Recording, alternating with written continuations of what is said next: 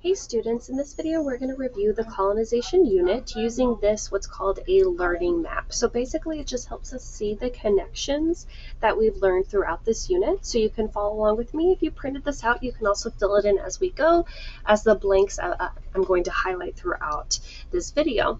So the first thing is to look at what is colonization about. So I'm going to click on this one, so you'll be in the center box. Colonization is about European countries establishing settlements in North America. So it's helpful to know when this happened in U.S. history. This is the very first era that we learned about from the years 1607 to 1754. And what was happening at this time is that these European countries you see on the map here were sailing across the Atlantic Ocean to what was called the New World at the time. We're going to focus in on North America, and they're all trying to claim it as theirs. So let's go back to the map, and the next thing we're going to look at is that these countries colonized for three reasons, and those three reasons are political, in which you can draw a crown, to represent power. Some examples of that you can write is to expand their empires or the land that they control, and to gain territory or more land, because that gives them more power. Now, social reasons are also known as religious reasons, primarily to spread Christianity, but many also wanted to escape persecution or being hurt for the religion that they practiced. So many groups settle in America. For example, in the colony of Massachusetts, Puritans and Pilgrims settled there. In Pennsylvania, we had Quakers for religious tolerance, and in Maryland, Catholics settled to escape religious persecution. The third reason is economic. You can draw a money sign there. And some of the ways people sought to make a living was off of the raw materials in North America and to use those for trade. So now the next piece is the European countries that colonized. And the first is Spain that you can add. You don't need to write or draw the flag, but you can write the name of the country. First, Spain. And their reasons for colonizing was to find gold and to establish Catholic missions to spread the Catholic religion.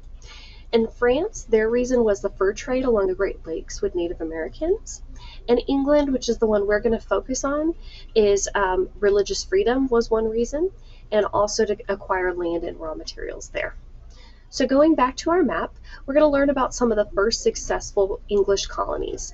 And the two were Jamestown in Virginia, you can see it there on the map, and in 1607, and Plymouth, Massachusetts in 1620. Now these colonies had some differences. Jamestown was founded for profit.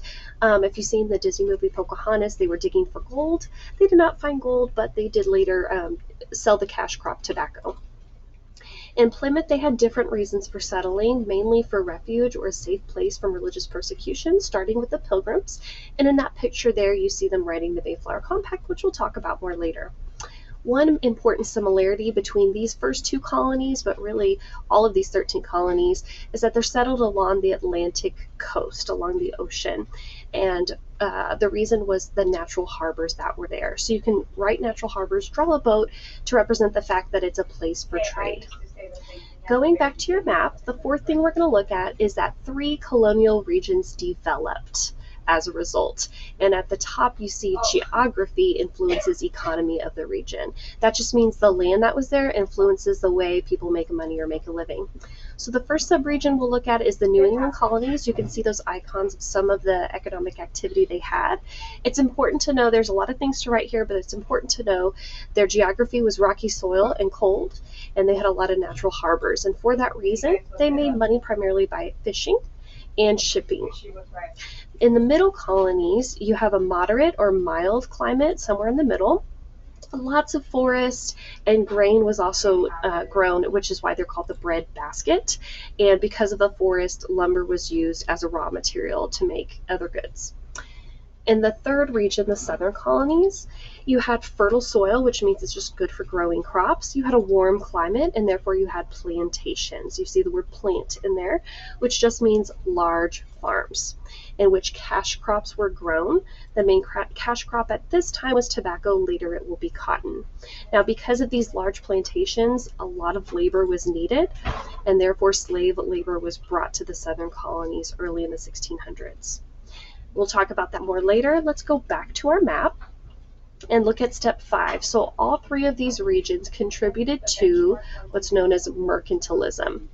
Mercantilism is an economic system in which colonies, like you see here, send raw materials to England, or the mother country. So you notice here all the things that they're serving to England. So what this looks like on the map is this idea of triangular trade. So that's the system of trade between Europe, Africa, and the Americas. So in this image, we can kind of translate the things we see in the cartoon, and we can see that you have raw materials here going to Europe. Europe is sending back manufactured goods, so maybe America is sending lumber, and Europe's turning those into tools or to furniture and sending them back to sell.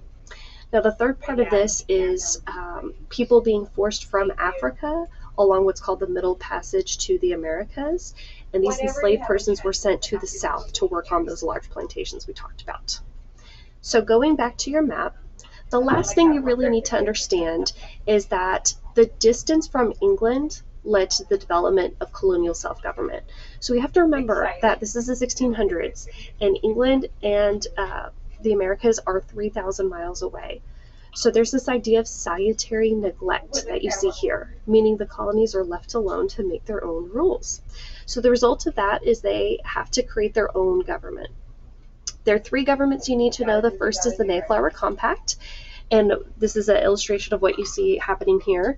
They created a civil body politic, and that's just a fancy way of saying a self-government in which the people made the rules, and they agree to follow those rules, and that's known as a social contract. So you'll notice the yellow that you can write there. Now later this becomes popular sovereignty or people power in the U.S. Constitution. The second example of self-government is the Virginia House of Burgesses in the colony of Virginia, and it's important because it was the first representative, you can abbreviate that REP, rep, assembly or legislature. This just means it's a group of elected men at the time making the rules for the colony.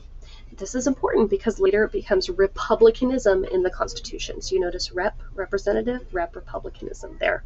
And what this looks like today is our U.S. Congress or legislative branch.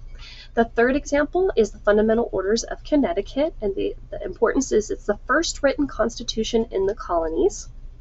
So first written constitution, which later is kind of the foundation for the Constitution or rules for government we have in the U.S. today. Now I've underlined FOC so that you can remember, a way of remembering it is first official constitution. Going back to your map, we have covered all the pieces, the most important that you need to know for colonization.